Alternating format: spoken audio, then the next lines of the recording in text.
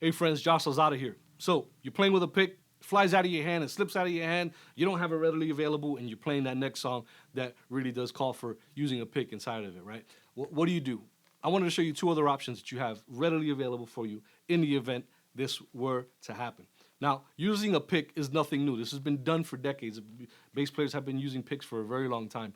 But I've seen it a lot more in this Christian contemporary music style and genre of music, worship music, where you have a lot of guitars with reverbs, and a lot of the focus sonically is on the drums, big kick drums and big floor toms, where those frequencies are kind of getting swallowed up, and there doesn't leave you much space for the bass. So using a pick really does help. Number one, with the transient of the note. When you strike the note, it helps have to have that note poke through a little bit more pronounced than if you're just using kind of an overhand finger style. All right, so utilizing a pick really does help with the transient. And in addition to using a pick, a lot of guys have opted to use overdrive pedals or fuzz pedals or distortion pedals, saturation style pedals to really help the tone of the bass kind of sit a little bit more pronounced inside of the mix.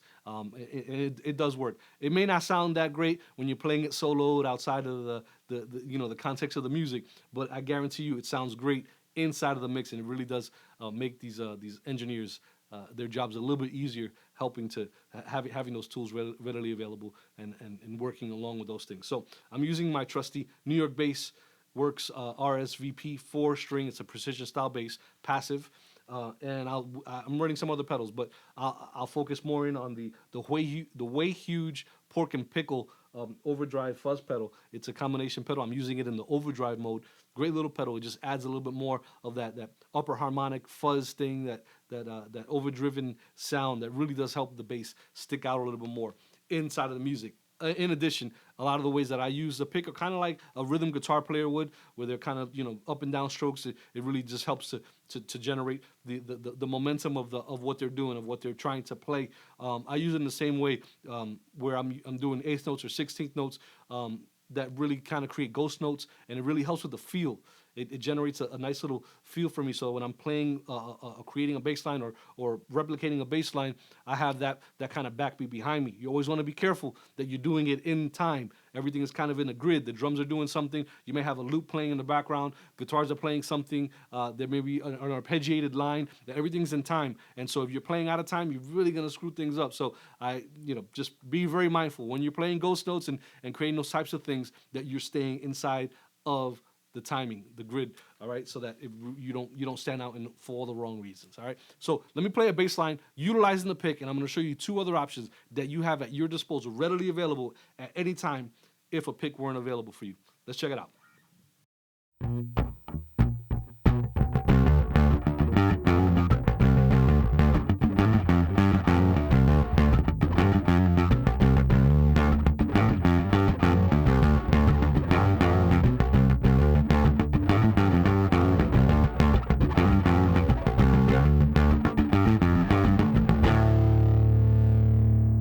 So that's playing with a pick. It feels good. It's got this funkiness to it. I really dig it. Now, if I didn't have a pick, one of the options that you have readily available for you is your index finger. So what I do is I take my index finger, I'll place my thumb directly behind just to kind of the tip. I want to create the tip of the index finger is I want to have the bass string, when I'm playing the bass string, sit on the tip of the index finger and against the thumb. So I'm creating with the tip of my index finger, I'm creating the pick, all right? So I'm utilizing the nail, the outer edge of the nail, as well as the inner portion of the index finger to create that pick feel, all right? There's gonna be a little bit of a tonal variation because, again, you're going from a hard pick to more of a meaty style finger. The nail does definitely help a little bit with the tonal portion of it, but it is going to vary just a little bit. So check it out. This is just playing with the index finger as my pick. Ready? Here we go.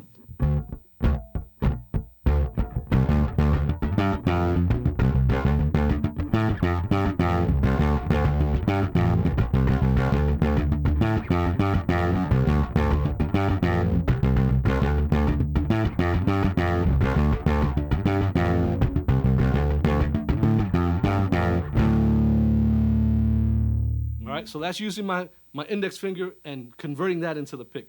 The last way that I use, and this is the way that I normally would play if I didn't have a pick, is utilizing my thumb. I'm going to utilize my thumb as the actual pick. So a down up stroke kind of thing, Victor Wooten-esque, if you will, where I'm utilizing the inner or the outer portion on my right thumb.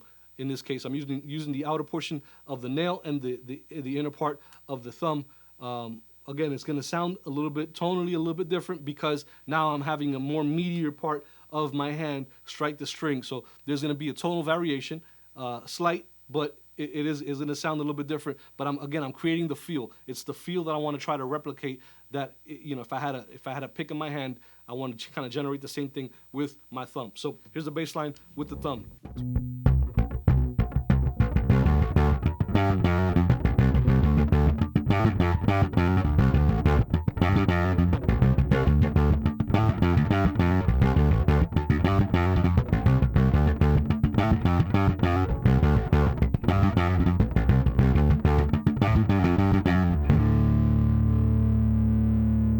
All right, a little bit of variation at the end of that thing. But these are the options you have. These are what I normally use. I wanted to share that with you. Try it out. Use your index finger, put your thumb directly behind it, and use the tip of your index finger as the pick. Or you could use your thumb in an up and down motion, the tip of the outer part of the thumb, utilizing the nail. The nail is very important on both of these, where it's going to help with the attack of the string. So check it out. Let me know your thoughts. If you're doing something a little bit different, write them down below. Let's talk about it. Would love to exchange some ideas. All right, up until next time, guys. We'll talk soon.